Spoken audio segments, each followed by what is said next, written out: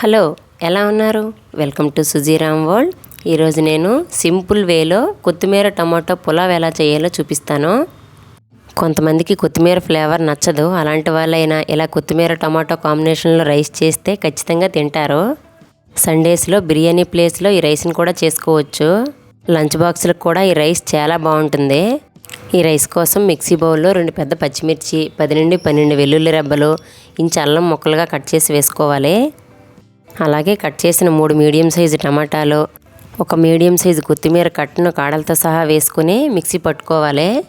Mixie పడతాం కాబట్టి కాడలు తీయాల్సిన అవసరం లేదు. కొత్తిమీరలో నార్మల్గా కర్రీస్లో కానీ ఎందులోనైనా కొత్తిమీర వేసేటప్పుడు ఘాటు అనిపించకపోయినా ఇలా పేస్ట్లా చేసేటప్పుడు మాత్రం కొంచెం ఘాటు అనిపిస్తుంది. కానీ ఈ క్వాంటిటీలో కొత్తిమీర టమాటాను తీసుకోవడం వల్ల అస్సలు ఘాటు అనిపించదు. ఇప్పుడు ఇలా మిక్సీ పట్టుకున్న పేస్ట్ని పక్కన పెట్టుకోవాలి. ఇప్పుడు స్టవ్ ఆన్ చేసి ప్యాన్ పెట్టి ప్యాన్లో 4 టేబుల్ స్పూన్ ఆయిల్ వేయాలి.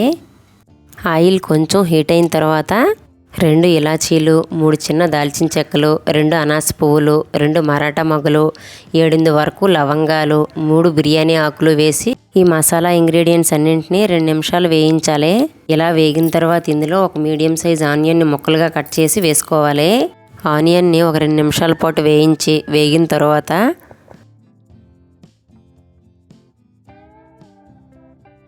ఇప్పుడు ఇందులో ఒక కరివేపాకు రెబ్బను కూడా తుంచి వేసుకుని వేయించుకోవాలి. అల్లం, వెల్లుల్లి, పచ్చిమిర్చి అన్నీ పేస్ట్లోనే యాడ్ చేసాం కనుక ఇందులో ఇంకేం వేయనవసరం లేదు. ఇప్పుడు ఇందులో ముందుగా మిక్సీ పట్టి పక్కన పెట్టుకున్న కొత్తిమీర పేస్ట్ను వేసి బాగా వేగనివ్వాలి. మనం వేసుకున్న కొత్తిమీర టమాటా పేస్ట్లో వాటర్ అంతా ఇంకిపోయి పచ్చివాసన పోయి కలర్ చేంజ్ అయ్యే వరకు వేయించాలి. ఈ పేస్ట్ ఇలా బ్రౌన్ కలర్ అయ్యే వరకు వేగడం వల్ల పచ్చివాసన లేకుండా కొత్తిమీర ఘాటు తెలియకుండా ఉంటుంది. ఈ కొత్తిమీర టమాటో పులావ్ ఇదే ప్రాసెస్లో మనం కుక్కర్లో కూడా చేసుకోవచ్చు. అలా కూడా చాలా బాగా వస్తుంది. ఈ రైసు మన ఇంట్లో ఉండే తక్కువ ఇంగ్రీడియంట్స్తోనే తక్కువ టైంలోనే ఈజీగా చేసేయచ్చు. కొత్తిమీరని మిక్సీ పట్టిన మిక్సీ బౌల్లో కొంచెం కొత్తిమీర అంటుకొని ఉండిపోతుంది కదా, అందుకని అదే మిక్సీ బౌల్లో 3 గ్లాసుల వరకు వాటర్ వేసి ఇందులో యాడ్ చేసుకుంటున్నాను. నేను తీసుకున్న 1.5 గ్లాస్ రైస్కు 3 గ్లాసుల వాటర్ కరెక్ట్గా సరిపోతుంది. అయితే మనం రైస్ ఉడికించుకునేటప్పుడు రైస్ సగం ఉడికిన తర్వాత ఫ్లేమ్ను హై నుంచి సిమ్లోకి అడ్జస్ట్ చేసుకోవాలి. లేదనుకుంటే వాటర్ సరిపోదు. రైస్ కూడా ఫాస్ట్గా అడుగంటి ఉడకకుండా ఉండిపోతుంది.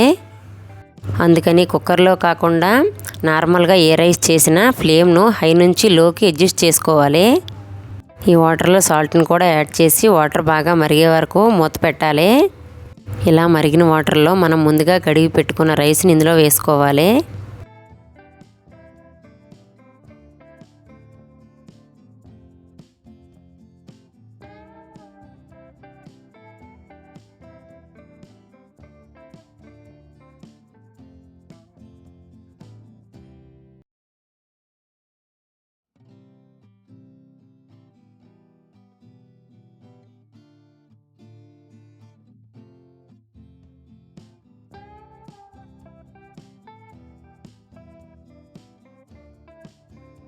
ఇప్పుడు ఈ రైస్ని మొత్తం ఒకసారి కలిపి మూత పెట్టాలి.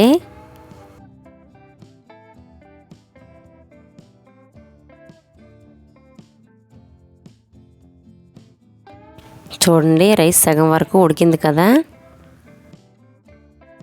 రైస్ ఇలా ఉడికిన తర్వాత ఫ్లేమ్ను సిమ్లో పెట్టి మిగతా రైస్ను మూత పెట్టి ఉడికించుకోవాలి.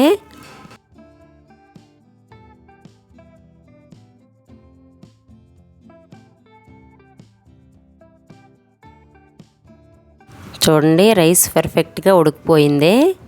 నేను వేసిన 3 గ్లాసుల వాటర్ ఈ రైస్కి కరెక్ట్గా సరిపోయింది. ఒకవేళ మీకు ఇంకా రైస్ ఉడకలేదు అనుకుంటే చేత్తో వాటర్ తీసుకొని ఈ రైస్ పైన స్ప్రింకిల్ చేసుకొని మూత పెట్టుకుంటే రైస్ ఉడికిపోతుంది. ఇలా ఉడికిన రైస్ను మొత్తం ఒకసారి కలుపుకొని మరో 2 సెకండ్ల పాటు స్టవ్ పై ఉంచి ఇప్పుడు మూత తీసి కొత్తిమీర చల్లుకుంటే సరిపోతుంది. ఈ రైస్ ఏదైనా గ్రేవీ కర్రీస్లోకి కానీ, నాన్ వెజ్లోకి కానీ, లేదంటే నార్మల్గానైనా తినొచ్చు. నేనైతే మా ఇంట్లో దీనికి కాంబినేషన్గా ఎగ్ కర్రీ చేశాను. ఈ వీడియో కనుక మీకు నచ్చినట్లయితే లైక్ చేసి షేర్ చేసి మన ఛానల్ను సబ్స్క్రైబ్ చేసుకోండి.